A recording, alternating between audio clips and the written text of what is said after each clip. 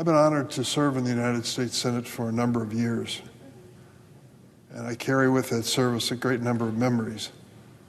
But there's one that was particularly personal that I'll never forget. The year was 2021, and the day was January 6th. The Senate chamber was filled with members who were witnessing a meeting required by our Constitution, where the Vice President presided over the Senate, where you're sitting. We gathered here and counted the electoral votes to determine who was the president as a result of the 2020 election. It's a fairly routine undertaking, but there is some solemnity to it because the Constitution requires it. And I can recall that episode because it was a hectic day. It was the same day that President Trump, leaving office because he lost that election in 2020, had called a rally down at the end of the mall. Thousands of people showed up, and they decided to march on the Capitol at the president's urging and invitation. That's not unusual in this town or even this building, that protesters would gather to state their purpose as they are entitled to in a democracy. But this was different. The group that was coming up here was not protesting or gathering for speeches. They had some other intent, and we weren't sure what it was. I can recall it was a few minutes after 2 o'clock in the afternoon on that day. Vice President Pence was sitting where you are, and in the midst of the proceedings, some group, I believe now that it was the Secret Service, came in and literally physically removed Vice President Pence from where you're sitting, leaving the chair empty while we were in session. It was a startling moment. What is going on here? In a few minutes, a representative of the Capitol Police stood at the podium where you're sitting and made an announcement. Now, for those who don't know the Capitol Police, they are our security force. They are the ones who keep us safe as we do the duties of our government, and they protect everyone in the building, tourists, staff, everyone. They literally risk their lives for us. So one of them came and stood before us in uniform and said, "There's a group approaching the Capitol, and we ask you all to stay in your seats. This is going to be a safe place here in the Senate chamber. Others will join you along the walls, and don't worry about it. We're all going to be safe in this building." It wasn't 10 minutes later that another Capitol policeman came before us and said, "Plans have changed. Everyone evacuate the chamber as quickly as possible." We went outside and saw through the windows the demonstrators with their signs coming toward the Capitol. Some were beating at the windows, and some were approaching the Capitol from different directions. And we were spirited off to a chamber, to another office building on Capitol Hill, where we were protected. That's a day you will never forget. I'll never forget. I've been coming into this building since I was a college student at Georgetown years ago. This is a special place to me. It's not my office building. It is the United States Capitol building.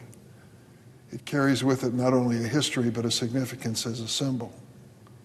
It means something to have a mob take over the Capitol, as happened that day, pushing members of the House and Senate to hide in broom closets and to leave the building for their own personal safety. I never dreamed that would happen in the United States of America, but I lived it, it happened, and the American people know it happened because the videos are quite graphic. They tell the story of what was going on that day. In the end of the day, many of us were in different places watching a C-SPAN broadcast the rioters coming into this chamber, spiriting, going through my desk, not just mine, but many others, posing for pictures in the presiding officer's chair. It was a scene that was sad, tragic, infuriating. I thought to myself at the time, what if we had just heard a notice that the House of Commons in Parliament in London, England, the door had been beaten down and the mob had overtaken the members of Parliament. We wouldn't believe it. It doesn't happen. This is a civilized country. England, it couldn't happen there. Well, it didn't. It happened here. And as a result of it, the Department of Justice took those people, those violent rioters, seriously and prosecuted almost 1,600 of them for wrongdoing. Some of them very serious sentences, some just trespassing. But they were all taken seriously and treated appropriately. They answered under the law for their conduct that fatal day. So what happened when this new president came to office? He decided that isn't what happened at all on January 6th. These tourists, these demonstrators were assaulted by the police. He ignored the fact that 140 law enforcement officials were injured on that day, protecting this building and the people in it. He ignored the fact that 3 or 4 people died shortly thereafter because of that experience. He decided that the people who needed our sympathy were the rioters and not the police. And so the president, in one of his first acts of office, President Trump, signed a pardon of some 1,600 individuals. I've come to the floor to report to you what's happened since, in the few weeks that have passed since that mass pardon by President Trump. I want to tell you the story today of several of the people who were involved in January 6th and pardoned by President Trump. Last week, body camera video was released depicting a traffic-related felony arrest during which a sheriff's deputy fatally shot former January 6th defendant Matthew Huddle. Not the first, incidentally, to be shot by a policeman after he was pardoned by President Trump. The video footage confirmed that there was a struggle during the incident, during which Huddle, a January 6th defendant, raised an object that the sheriff deputy believed to be a firearm. At the beginning of the traffic stop, Huddle can be seen on video stating, quote, "I just want to let you know I'm a January 6th defendant." Quote, "I stormed the Capitol. I'm waiting on my pardon." Investigators later recovered a loaded 9mm handgun and ammunition in Huddle's vehicle. Huddle was among the 1,500 individuals involved in the January 6th Capitol riot pardoned by President Trump. Huddle had pleaded guilty to 1 count of entering and remaining in a restricted building on grounds for his role in the insurrection and was sentenced to 6 months in prison. Peter Schwartz, sentenced to 14 years in prison on charges that included 4 counts of assaulting police officers during the January 6th attack on the Capitol. Schwartz was seen on body camera footage spraying officers with pepper spray, wielding a baton, and prosecutors allege he threw the first chair at officers, creating an opening that enabled hundreds of rioters to push back the police lines. Prior to January 6th, Schwartz had amassed criminal convictions in more than 4 different states for crimes including domestic violence, threatening his girlfriend, and assaulting security officers. One of Schwartz's former girlfriends, Chantel Holaton, a 43-year-old factory worker who has voted for President Trump 3 times, she says, recently told CBS News that she fears for her safety now that Schwartz has been pardoned and released. Holaton reports that Schwartz persistently beat her during their month-long relationship until she called the police in July of 2019, alleging that Schwartz was threatening to kill her and her son. In reacting to Schwartz's involvement in the insurrection, Holaton stated, "He found an opportunity to go and be violent. The man thrives on violence. He thrives on people fearing him."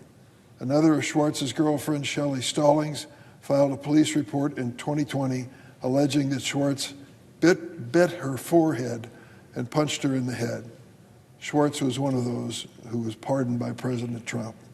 Jeremy Brown, one of the last January 6th defendants remaining behind bars since President Trump's blanket pardon, was released from the federal correctional institution in Atlanta on Wednesday. Brown had not yet been released because prosecutors did not consider one of his 2 criminal cases to be related to January 6th and thus covered by the pardon. However, the Justice Department has since reversed course. In April of 2023, Brown was convicted in Tampa, Florida, of possessing a short-barrel rifle, shotgun, explosive grenades, and willful retention of a national defense document, all resulting from a January 6th related law enforcement search of his residence in September of 2021. He was sentenced to 87 months in prison for those charges and released by the pardon of President Trump. Mr. President, this is a horrible situation. And sadly, tragically, these are people who never should have been pardoned by the president. They attacked the police here in this building. They desecrated this Capitol. They were not the victims.